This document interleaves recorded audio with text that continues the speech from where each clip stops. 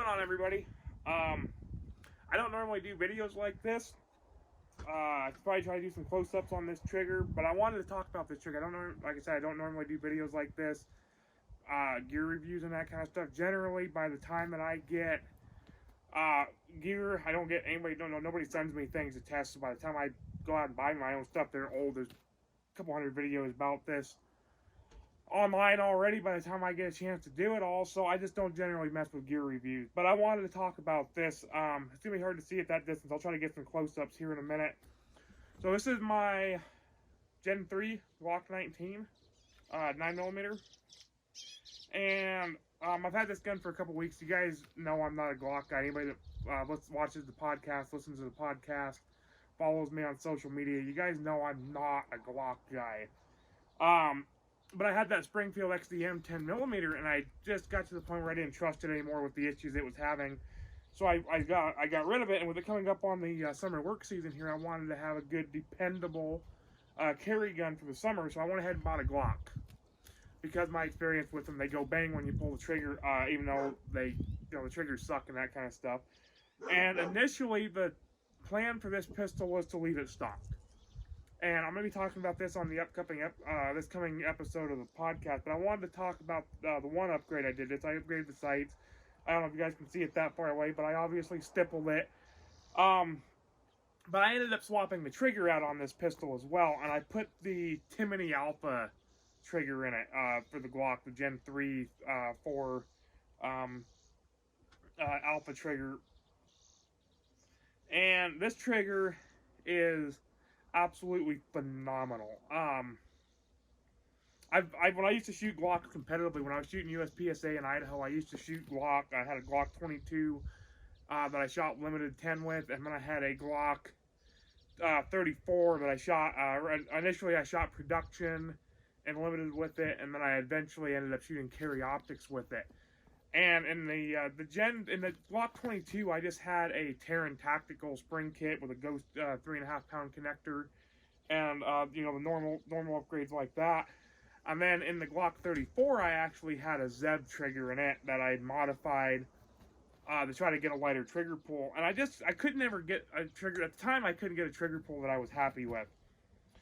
And I know I don't like Glocks and all that kind of stuff. And when I moved back up here, I ended up selling those two pistols. And I haven't had a Glock since I got back up here. I brought a 48 up with me, and I sold it and got something else. I think I traded it towards my Smith & Wesson 44 Magnum, one of my 44 Magnums. So, and I just haven't had a Glock since then. Well, a couple weeks ago, I went out and I bought this Glock 19, and I've been shooting it a bunch. I've probably put 1,000 rounds through it here in the last 3-4 weeks. But I just upgraded and I put this Timney Alpha trigger in it. And this trigger is absolutely phenomenal. And I'm not going to do an install video or anything like that because there's videos out there. Timney has good videos on installing and even tweaking the trigger if there's anything that you're not happy with. And they offer a lifetime warranty, so if you have any issues, they'll make it right.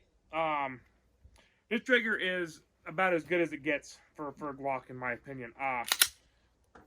We'll go ahead and come in a little bit closer to the camera. Hopefully I'm not looking at the cameras. I don't know how, but you guys can see it's got a little bit of take up, but it's super light, almost unnoticeable. And then it's got a short 3-pound. That's it. 3-pound trigger. It's almost 1911-ish. Like I said, I'm not a Glock guy. One of the reasons I didn't like the Glocks before is I've always shot 1911 Ruger 22 pistols and that kind of stuff.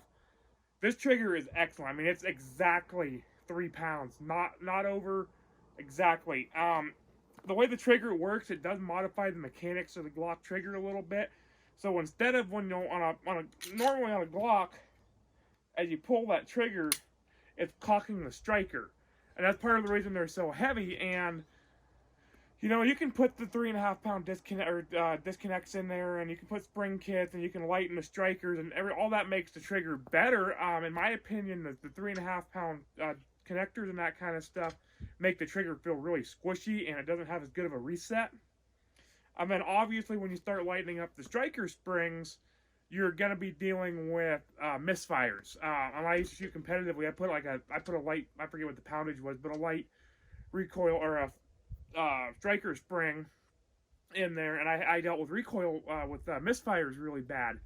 And that's going to be a non-issue with this Timney trigger, because the way the trigger design works is they recommend using the stock connector and the stock um, striker springs. And this one's 100% stock internal except for that trigger. So the Timney trigger, instead of cocking the trigger back or cocking that striker back with the trigger the last quarter inch while you pull the trigger, it actually is redesigned and it holds the striker at full cock. And that's how they're able to get that super short 3-pound trigger pull on these. And I would imagine it would be even lighter if you did change out and put a lighter striker in there. But this is a carry gun. I'm not going to put a lighter striker in it. They market the trigger for competition, but I'm okay with it. I was going to, once I started modifying this gun, originally I was going to leave it stock. And then I ended up upgrading the sights, and then I stippled it, and then I decided to go and do the trigger. And originally I was just going to put one of those Terran Tactical spring kits in there and call it good. But a friend of mine told me about these Timney triggers, and I went ahead and bought one.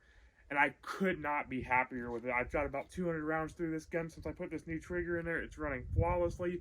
This trigger is excellent. I find no complaints. If you guys look back in my old competitive shooting videos, you'll see a lot of videos where I was shooting that Glock 34. Even with that Zeb trigger in there, I was getting trigger freeze, but I wasn't releasing the trigger enough to get that reset. And there's no issue with that. This just trigger has a positive reset, and it's a nice short 3-pound, like that, almost 1911 trigger pull. Like it's really, it's good for any pistol. It's absolutely phenomenal for a Glock, just because of how bad Glock triggers usually are. But let's go ahead and go out there, and we'll go ahead and shoot this gun just a little bit, and then we'll get this video wrapped up. Nothing quite like walking out to the range, 2 feet of snow, to remind me how out of shape I am. You guys can see there's still quite a bit of snow here. We're got a steel plate over there at 25 yards. I'm not gonna do any movement drills or anything like that with the snow out here. We'll go ahead and shoot that steel plate a little bit, do some double taps and that kind of stuff, and just give you guys a feel for how fast this trigger is. Let's go ahead and do that.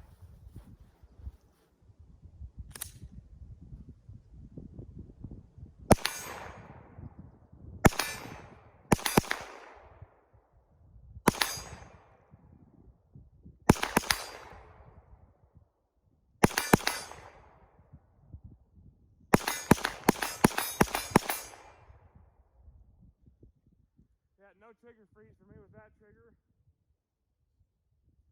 Go ahead and cut a couple more. We're just shooting 115 grain CCI blazer brass. Nothing special. Go ahead and do a full mag jump.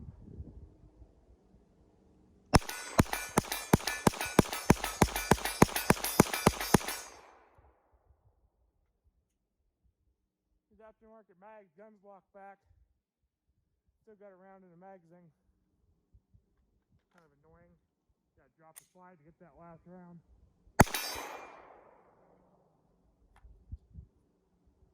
Wish I had a shot timer. See how I could do with splits on this trigger, but I don't. So, I'm gonna go ahead and do some more double taps with this third mag, and we'll get out of here.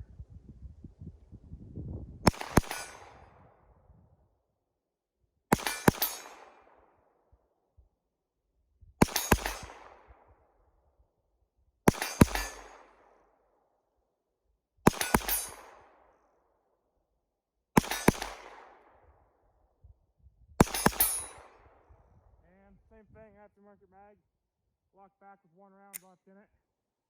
Go for a headshot here. I'm not sure if I hit that one. I think I hit just over the top of his head there, that last shot. But yeah, this trigger is absolutely phenomenal. No super short, nice, strong, solid reset, so I'm not getting any my typical problem that I get with Glocks trying to shoot them fast, where I get trigger freeze and all that kind of stuff. Super happy with this Timney Alpha trigger. And if you guys are looking for a Glock aftermarket trigger to update your Glock, I highly recommend this trigger. You guys won't be disappointed. So before we get out of here, one of the things I've seen people online worried about with this Timney trigger is that since the design of the trigger, to make that lighter trigger pull and shorter trigger pull, they redesigned the entire workings of the trigger. So the trigger now, it keeps the strikers pulled fully back, and it sits on the sear, and the sear just drops straight down to release the striker. And I've been seeing some people worried about drop safeness of the trigger mechanism. Now remember, the Glock has a striker block that the trigger has to be pulled back, and when a trigger, it lifts that striker block so the striker can come by. So it does have a firing pin block. But I did a bunch of testing, so it would seem to me that for that sear to release the striker, the best way it may impact straight down on the grip, which to set that the sear down, the force to drop that sear would be to bring the gun straight down like this. So you guys can see I got a wood pile behind me. We're gonna go ahead and gun's empty. I've done this about 20 times already, and I haven't gotten the thing to go off. But we're just gonna just like that, and it's still cocked. Go and do that again. Still cocked.